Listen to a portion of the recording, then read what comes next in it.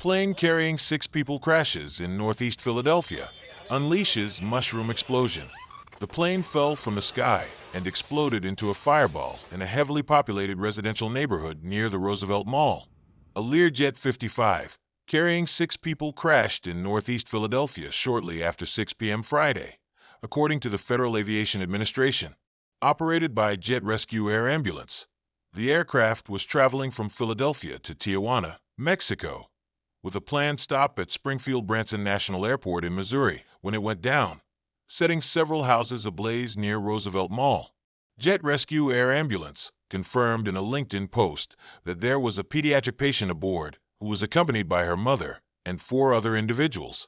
The Associated Press reported that all 6 on board were Mexican nationals, with the flight intended to continue to Tijuana after making a stop in Missouri. We are asking everyone for their thoughts and prayers for all who may have been impacted and affected by this tragedy, Mayor Sherelle Parker said at a press conference with state and local officials. Several dwellings and vehicles were also impacted, and so we are urging people, particularly those families who live in the surrounding area, to please stay home if possible. Videos posted online appeared to show the aircraft falling rapidly before erupting into flames in the heavily populated residential neighborhood near the mall. First responders rushed to the crash site, where fires lit up the hazy evening sky.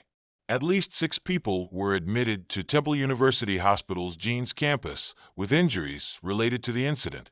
A Temple spokesperson said 3 had been released, while the remaining 3 were listed in fair condition. Parts of Roosevelt Boulevard and Cotman Avenue were cordoned off by law enforcement, who have advised residents to contact 911 if they discover debris.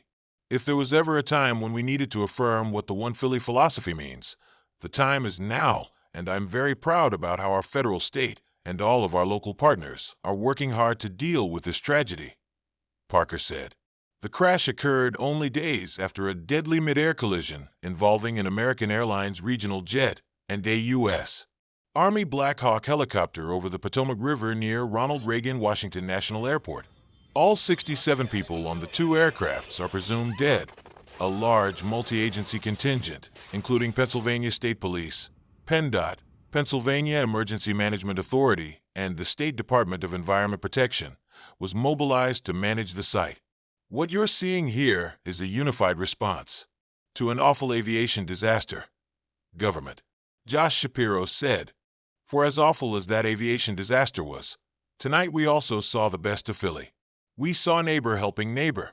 We saw Pennsylvanians looking out for one another." Shapiro said he spoke by phone with U.S. Secretary of Transportation Sean Duffy, who dispatched 4 FAA personnel to support the investigation. Witnesses described the chaos.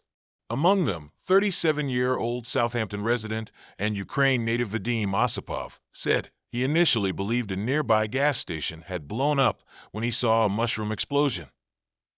He added that he feared the explosion was caused by a rocket at first. "I'm from Ukraine, but I know there's war. You never know," Osipov said. "Maybe there's another world war coming here." Robin Tees, a 48-year-old from Bucks County, felt the catastrophe hits home more than it did when it's somewhere else, referring to the earlier crash near Washington. "It's like a natural instinct for a human being to want to see the wreckage that they see that's dominating the world news," Tees said. In a message on social media, at-large Councilmember Jim Harity offered support. "My prayers go out to those on board, their families, those on the ground, and all of our first responders who are working tirelessly to manage the crisis." He added that he'll work with Councilmember Michael Driscoll, who represents District 6 in Northeast Philadelphia, to help monitor the situation. The FAA said the National Transportation Safety Board will lead the investigation.